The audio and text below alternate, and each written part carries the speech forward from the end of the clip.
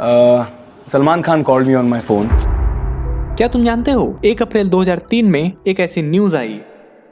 शुरुआत में ही जब उन्होंने बात की तो मुझे लगा कि उन्होंने खूब शराब पी रखी थी, शराब के नशे में धुत थे। जहां पे विवेक ओबरॉय ने एक ऐसी बात बताई जिसे सुन के पूरा बॉलीवुड सन्न हो गया। उन्होंने कहा कि तुम मेरी तरह हो, you are just like me. उन्होंने ऐश्वर्या का नाम लिया, उन्होंने दिया मिर्जा का नाम लिया, रानी मुखर्जी का नाम लिया, और उन्होंने कहा कि मेरे इन सब के साथ उस न्यूज में विवेक ओबरॉय ने बताया कि सलमान खान उन्हें 41 बार फोन कर चुके हैं और वो उन्हें 12 बजे रात से लेकर 5 बजे रात तक मारने की धमकी दे रहे हैं। लेकिन सबसे बड़ा क्वेश्चन आता है कि ये पूरे इंसिडेंट में ऐसा क्या हुआ जिसने विवेक ओबरॉय का पूरा कैरियर बॉलीवुड से जड़ से खत्म कर दिया, और इवन उनके फैमिली मेंबर्स जिनका कनेक्शन बॉलीवुड में पहले से है वो तक भी विवेक का कैरियर नहीं बचा सके। तो ये सारी कहानी शुरू होती है विवेक ओबरॉय से, जहां विवेक का पूरा नाम है विवेक आनंद ओबरॉय, जिनका जन्म होता है 3 सितंबर 1976 में, वो भी हैदराबाद तेलंगाना में। साथ में उनके फादर एक पंजाबी आदमी है और लेजेंडरी एक्टर भी, जिनका नाम है सुरेश ओबरॉय, जो कि पहले एक एक्टर थे लेकिन बाद में पॉलिटिशियन बन गए। और अगर बात करें हम विवेक की मदर के बारे में तो उनका नाम है यशोधरा ओबरॉय, जो कि तमिल फैमिली से बिलोंग करती हैं। इवन यशोधरा जी का एक फैमिली बिजनेस था चेन्नई में, जिसे आज की कंडीशन में उनके पेरेंट्स संभाल रहे हैं। और यशोधरा जी ही मेन रीजन थी जिसकी वजह से आज के टाइम पे विवेक को तमिल और तेलुगु बड़े अच्छे से आती है। और इसी के साथ अगर बात करें विवेक की प्राइमरी स्कूलिंग की तो उन्होंने राजस्थान के अजमेर में बॉयज बोर्डिंग स्कूल जिसका नाम था मेयो कॉलेज, वहां से अपनी स्कूलिंग कंप्लीट करी और चले आए मीठी बाई कॉलेज जो कि मुंबई में स्थित है, और यहाँ पे अपनी बैचलर्स डिग्री कंप्लीट करी जो कि थी फिल्म और एक्टिंग में। और उसके बाद एक्टिंग सीखने के लिए लंदन चले गए, जहां पे वो मिले न्यूयॉर्क यूनिवर्सिटी के डायरेक्टर से, जो कि विवेक को अपने साथ न्यूयॉर्क ले गए। और वहीं से विवेक का एक्टिंग में इंटरेस्ट जागना शुरू हुआ और फिर मास्टर डिग्री कंप्लीट करने के बाद वो वापस इंडिया आ गए।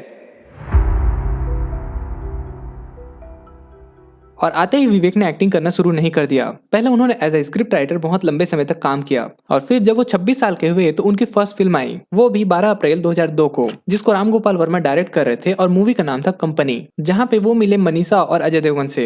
हाँ, मनीषा कोर्राला, हाँ कैसे प्रोनाउंस करते हैं इनका नाम।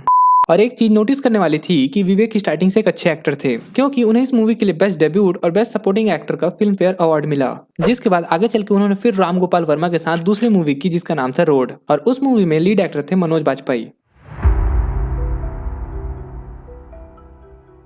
और फिर ऐसी मूवी आई जिसने विवेक का कैरियर चालू कर दिया, और मूवी का नाम था साथियां, जिसको यशराज फिल्म में प्रोड्यूस किया था 20 दिसंबर 2002 में। और इस मूवी के लिए उन्हें बेस्ट एक्टर के लिए नॉमिनेट भी किया गया था फिल्म फेयर में। और उस टाइम के हिसाब से ये विवेक के लिए बहुत बड़ी अचीवमेंट थी, क्योंकि जहां दूसरे दिग्गज एक्टर्स को कई मूवी करने के बाद कोई एक मूवी हिट मिलती थी, वहीं पे विवेक आते ही हिट पे हिट दिए जा रहे थे। इवन लोग उन्हें शाहरुख खान के साथ कंपेयर करते थे, साथ में उन्हें नेक्स्ट बिग थिंग भी कहा जाता था। लेकिन फिर प्रॉब्लम आ गई, जो कि थी ऐश्वर्या राय।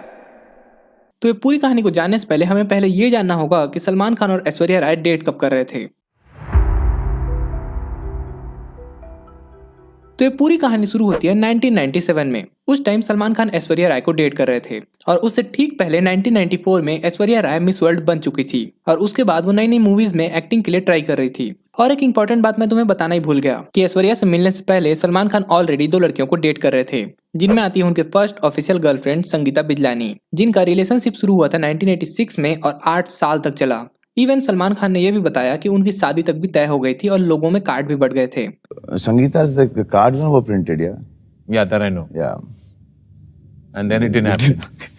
और जैसे जैसे शादी की डेट पास आ रही थी तब एक कांड हो गया। संगीता ने सलमान को किसी और के साथ रंगे हाथों पकड़ लिया, और इस इंसिडेंट के बाद संगीता ने सलमान से ब्रेकअप कर लिया, साथ में शादी भी तोड़ दी। और ये सारे इंसिडेंट होने के बाद सलमान खान ने सोचा कि मूव ऑन करने के लिए किसी और को ढूंढा जाए, और फिर सलमान खान उस टाइम के पाकिस्तानी एक्ट्रेस सोमी अली को डेट करने लगे। और कई इंटरव्यूज में बताया गया कि दोनों एक दूसरे को लेकर काफी सीरियस थे। लेकिन एक और प्रॉब्लम आ गई, और किसको क्या पता था कि ये सारे प्रॉब्लम का दुख आखिर में सोमी अली के सर पे पड़ेगा, क्योंकि ये उस टाइम की बात है जब सलमान खान एक इवेंट पे गए थे। वो एक मूवी का इवेंट था जहाँ पे एक मूवी की सक्सेस पार्टी चल रही थी, जिसमें सारे नए एक्टर्स, पुराने एक्टर्स और दिग्गज एक्टर्स सारे लोग आए थे, जहाँ पे ऐश्वर्या राय भी आई थी। और जब सलमान खान ने ऐश्वर्या राय को पहली बार देखा, वो उन्हें पसंद आ गई। इवन ऐश्वर्या राय ने ये सारी बातों को अपनी बुक हॉल ऑफ फेम में खुद बताया हुआ है। कि सलमान खान ने 1997 में मंसूर खान की फिल्म बस इसलिए रिजेक्ट कर दी क्योंकि उस फिल्म में सलमान खान ऐश्वर्या के भाई बनने वाले थे और उस मूवी का नाम था जोश।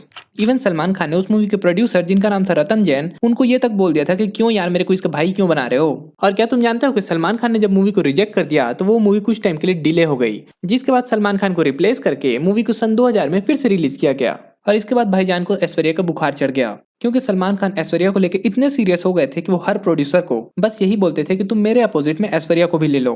और सबसे बड़ी चौंकाने वाली बात ये थी कि जहाँ पे ऐश्वर्या राय को मूवी नहीं मिल रही थी वहीं पे सलमान के दोस्त संजय लीला भंसाली ने ये रिस्क ले लिया और उन्होंने सलमान और ऐश्वर्या को एक ही मूवी में रखा जिसका नाम रखा हम दिल दे चुके सनम, जो कि आई थी 18 जून 1999 में। और देखते ही देखते शूटिंग स्टार्ट हो गई और दोनों आपस में क्लोज आ गए। इवन सलमान खान जिस दिन ऑफ शूट होता था उस दिन भी ऐश्वर्या के साथ अपना टाइम स्पेंड करते थे।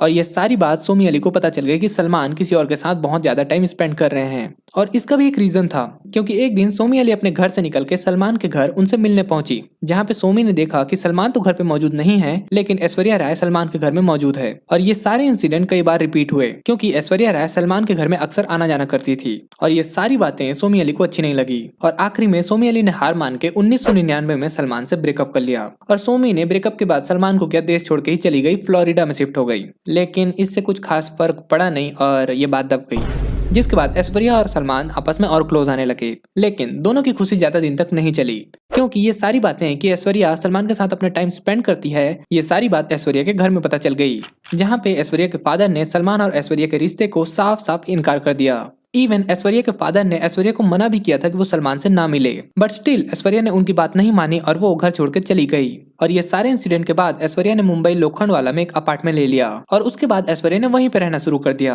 और जैसे ये सारी बातें सलमान को पता चली वो रात के 3 बजे ऐश्वर्या के दरवाजे पे पहुंच गए और तेज तेज दरवाजा को पीटने लगे। और साथ में सलमान धमकी भी दे रहे थे कि अगर दरवाजा नहीं खोला तो मैं इस बिल्डिंग से कूद जाऊंगा। लेकिन ऐश्वर्या ने दरवाजा नहीं खोला और सलमान खान रात भर दरवाजा पीटते रहे। और इवन सलमान खान उस टाइम इतने गुस्से में थे कि आस पड़ोस के लोग भी ऐश्वर्या की मदद के लिए नहीं जा रहे थे। और तेज तेज दरवाजा पीटने की वजह से सलमान के हाथों से खून तक निकलना शुरू हो गया था, जिसके बाद आखिरी में ऐश्वर्या ने हार मान के दरवाजा खोला और सलमान खान सुबह 8 बजे तक ऐश्वर्या के साथ ही रहे। और बताया जाता है कि सलमान खान उस दिन ऐश्वर्या को शादी के लिए पूछने गए थे, लेकिन ऐश्वर्या ने उस टाइम शादी के लिए साफ साफ मना कर दिया।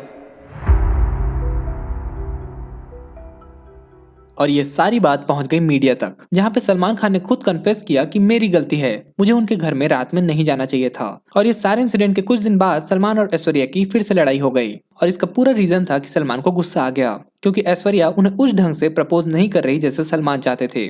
फिर आया कहानी में ट्विस्ट क्योंकि सोमी अली ने सलमान को फोन लगाया और उसका रीजन था कि सोमी अली के फादर बहुत ज्यादा बीमार थे और वो चाहती थी कि सलमान उनकी मदद करें, जिसके लिए सलमान ने बिना ऐश्वर्या से पूछे रातों रात फ्लाइट बुक करके फ्लोरिडा चले गए। और जब सलमान खान वापिस आए तो ये सारी बात ऐश्वर्या को पता चली, जिसके बाद ऐश्वर्या को बहुत गुस्सा आया क्योंकि इस रिलेशनशिप में उनकी बस लड़ाइयां ही लड़ाइयां होती जा रही थी। और इवन वो जिस लड़के को पसंद कर रही है मतलब सलमान को, वो अभी भी अपनी एक्स के साथ बात कर रहा है। और फिर सलमान खान ने ऐश्वर्या से माफी मांगी और आखिरी में बहुत लंबी बातचीत के बाद झगड़ा शांत हो गया। इन शॉर्ट बात सुलझ गई।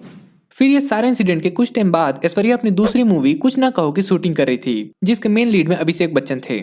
हाँ, एक और इम्पोर्टेंट बात कि इस मूवी के दौरान अभिषेक बच्चन और ऐश्वर्या दोस्त बन गए थे। तो जब कुछ ना कहो की शूटिंग हो रही थी तब सलमान अपनी कार में पहुंचे शूटिंग के सेट पे, वो भी गुस्से में, और उतरते ही उन्होंने सुभाष घई को थप्पड़ मारा और साथ में पूरे सेट को तबाह कर दिया। और ऐश्वर्या को बीच शूटिंग के दौरान अपनी कार में बैठने को कहा और ऐश्वर्या ड्रामा क्रिएट नहीं करना चाहती थी तो वो सलमान के साथ चुपचाप बैठ गई। और ये सारे इंसिडेंट के कुछ टाइम बाद मतलब 2002 में ऐश्वर्या जब अवार्ड लेने आई और तब उनके हाथ में एक फ्रैक्चर हो गया था, जिसके बाद पूरे मीडिया और लोगों ने सलमान पे उंगली उठाई कि उन्होंने ऐश्वर्या के साथ गलत व्यवहार किया है। बट स्टिल ऐश्वर्या ने सारी चीजों को कवर अप करते हुए इंटरव्यू में कहा कि मैं सीढ़ी से नीचे गिर गई थी और मेरा क्या, अगर कोई दूसरा आदमी भी गिर जाता सीढ़ी से तो उसके साथ भी ऐसा ही होता, इसमें सलमान ने मेरे साथ कुछ नहीं किया। और ये सारे इंसिडेंट के दौरान अगेन सलमान और ऐश्वर्या में फिर से लड़ाई हुई, जिसके बाद सलमान अपने गुस्से को काबू नहीं रखते हुए फिर पहुंच गए चलते चलते के सेट पे, जहां पे शाहरुख खान ने उनको रोकने की भी कोशिश की तो सलमान खान ने उनका कॉलर पकड़ लिया। और जिन लोगों को नहीं पता, शाहरुख खान खुद चलते चलते मूवी को बना रहे थे तो उन्होंने ऐश्वर्या को रिप्लेस कर दिया रानी मुखर्जी के साथ, जिस पे ऐश्वर्या को ये बात बहुत खराब लगी और उन्होंने बोला कि शाहरुख मेरे अच्छे दोस्त थे लेकिन वो ऐसा करेंगे मुझे नहीं पता था। और ये सारी घटना के बाद ऐश्वर्या का करियर डूबने लगा क्योंकि लोग उन्हें कास्ट करने से डरते थे, क्योंकि अगर ऐश्वर्या को कास्ट कर लिया गया तो सलमान सेट पे आके तबाही मचा देंगे। फिर आई 28 सितंबर 2002 की रात, जिसने सलमान का पूरा जीवन बदल के रख दिया, क्योंकि उस दिन सलमान ड्रंक होकर कार चला रहे थे और उनसे एक एक्सीडेंट हो गया, जिससे एक आदमी हमेशा के लिए चला गया। और इस पूरे न्यूज की वजह से बॉलीवुड में हाहाकार मच गया और यहाँ से शुरू हुआ सलमान का जेल का सिलसिला। और जब सलमान जेल में थे तो उनसे मिलने के लिए पूरा बॉलीवुड पहुंचा। सारे बड़े छोटे एक्टर्स, प्रोड्यूसर सब पहुंचे सलमान को मिलने के लिए, लेकिन एक को छोड़ के, ऐश्वर्या राय। और इस बात से साफ हो गया था कि ऐश्वर्या ने सलमान से ब्रेकअप कर लिया। और इस इंसिडेंट के बाद ऐश्वर्या ने एक इंटरव्यू दिया जिसमें उन्होंने कन्फेस कर दिया कि सलमान उन्हें मारते थे। इवन जेल से निकलने के कुछ टाइम बाद सलमान ने अपने दोस्त संजय लीला बंसाली की मूवी जिसका नाम था रामलीला, उसके हीरोइन के लिए ऐश्वर्या को ऑफर दिया, लेकिन ऐश्वर्या ने साफ मना कर दिया। और अब यहाँ शुरू होता है विवेक ओबरॉय का चैप्टर। तो बात है 2003 की, जब ऐश्वर्या पहली बार मिलती हैं विवेक से एक मूवी के सेट के दौरान जिसका नाम था क्यों हो गया ना। और धीरे धीरे मूवी की शूटिंग के दौरान दोनों आपस में क्लोज आ गए, और जहाँ पे विवेक अपने इस रिलेशनशिप को अपने फ्रेंड्स, फैमिली या फिर मीडिया के सामने खुल के बोल रहे थे, Are you seeing Aishwarya Rai? Yes. वहीं पे ऐश्वर्या ने आज तक कभी विवेक के साथ अपनी इस रिलेशनशिप को कभी एक्सेप्ट नहीं किया। Wonderful. Why does she never admit to it? I don't think you asked her that on the show. Of course I have. But still दोनों एक साथ थे। बट एक प्रॉब्लम हो गई, जहाँ पे विवेक और ऐश्वर्या दोनों आपस में क्लोज आते जा रहे थे, वहीं पे सलमान को ये चीज अच्छी नहीं लग रही थी और ये सारे चीजों का गुस्सा सलमान के द्वारा विवेक पे एक दिन फटने वाला था। और फिर वो रात आई जिसने विवेक ओबरॉय का पूरा कैरियर बॉलीवुड का हमेशा के लिए खत्म कर दिया।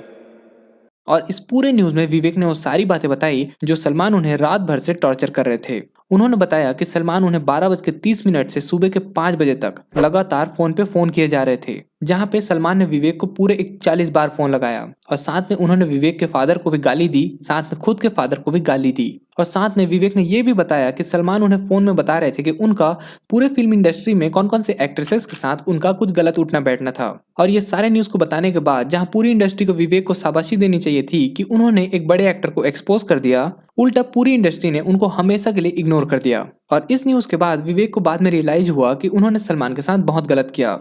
इवन फराह के शो में विवेक ने बताया कि उन्हें सलमान के साथ बैठ के बात करनी चाहिए थी, ना कि न्यूज रिपोर्टर्स को बुला के उनकी बेइज्जती करनी चाहिए थी। प्रेस कॉन्फ्रेंस करने के लिए तभी मुझे पता चल गया था कि मैं गलत कर रहा हूँ। ये नहीं करना चाहिए। जो करना है मर्दों की तरह सामने जाओ, बैठो, बात करो, क्या प्रॉब्लम है?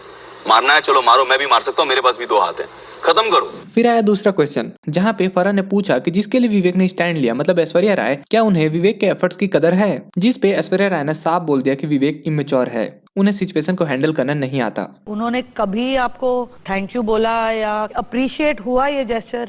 नहीं हुआ। ये भी नहीं हुआ? नहीं हुआ, नहीं हुआ। क्या मतलब? बाद में उल्टा ये हो गया था कि भाई तुम बड़े इमेच्योर हो। और ये सारी चीजों के कुछ टाइम बाद ऐश्वर्या और विवेक का ब्रेकअप हो गया। और ये सारे इंसिडेंट के बाद विवेक अपनी लाइफ के सबसे लो मोड में चले गए, क्योंकि ये सारे इंसिडेंट की वजह से विवेक के सबसे अच्छे दोस्त उस टाइम के सोहेल खान, उनसे भी उनकी दोस्ती टूट गई। कहा जाता है कि आज तक सोहेल खान ने उस न्यूज के बाद विवेक से कभी बात नहीं की। बट इसके साथ विवेक को एक और मौका मिला था अपने बॉलीवुड कैरियर को रिवाइव देने का, लेकिन विवेक उस टाइम अपने लाइफ के सबसे लो फेज में थे और उस वजह से उन्होंने वो सारी मूवी रिजेक्ट कर दी। बाय द वे, क्या तुम्हें पता है कि विवेक ने अपनी लो फेज में कौन कौन सी मूवी रिजेक्ट करी? मुन्ना भाई MBBS, बंटी और बबली, हम तुम, ऐसी बहुत सारी हिट मूवीज थी जिसको विवेक ने रिजेक्ट कर दिया। और ये हैं वो सारे रीजन जिसकी वजह से विवेक का बॉलीवुड में कैरियर खत्म हो गया। तो ये पूरी स्टोरी को जानने के बाद अब बात करते हैं मेरी POV की। पॉइंट नंबर 1, पर्सनली मेरे को लगता है कि जहाँ पे ऐश्वर्या ने विवेक को इमेच्योर बोला, लेकिन रियलिटी ये है कि यहाँ पे इमेच्योर और कोई नहीं, ये दोनों थे। क्योंकि जहाँ पे रिलेशनशिप खत्म हो चुका है तो अब इन दोनों को मूव ऑन कर लेना चाहिए था, लेकिन नहीं, सलमान खान अभी भी ऐश्वर्या की लाइफ को बाहर से कंट्रोल कर रहे थे। और इवन ऐश्वर्या, जहाँ पे पहले रिलेशनशिप में जहाँ सलमान खान उनके साथ गलत व्यवहार करते थे, वो स्टिल अपना 100% दे रही थी। और जहाँ पे विवेक, जो कि सलमान को एक्सपोज कर रहे हैं, पूरे देश के सामने ऐश्वर्या का स्टैंड ले रहे हैं, वहाँ पे 20% भी नहीं दिया और ब्रेकअप कर लिया। और चलो माना कि विवेक को कॉन्फ्रेंस नहीं करनी चाहिए थी, क्योंकि ये सारी चीजें बैठ के भी सॉल्व हो सकती थी, लेकिन ब्रेकअप, इसकी क्या जरूरत थी? ये तो बीच में छोड़ने वाली बात हो गई। पर्सनली जब मैं इस स्टोरी के बारे में पढ़ रहा था, विवेक और सलमान खान की कंट्रोवर्सी के बारे में, पर्सनली मेरे को फील हुआ कि विवेक के साथ बहुत ज्यादा हो गया। इस लेवल का नहीं होना चाहिए था। मैं एक दिन शूटिंग करके घर आ रहा था, शूट आउट के लिए ही शूटिंग कर रहा था, और घर आ रहा था और घर आया और I saw my mother crying and like a baby, you know, my mother who was my strength and जो मेरे हमेशा मेरी शक्ति है, मेरा आशीर्वाद है, बच्चे की तरह रोने लगी। कहने लगी कि कब तक मेरे बेटे को ऐसे करते जाएंगे? मैं भी माँ हूँ और मेरे बेटे के बारे में कह रहे हो, तो मुझे कैसे लग रहा है? तो वीडियो को यहीं तक रखते हैं। Thank you so much for watching और मिलते हैं तुमसे न्यू वीडियो के साथ। सब्सक्राइब किए बिना मत जाना, चलेगा तो ठीक नहीं होगा।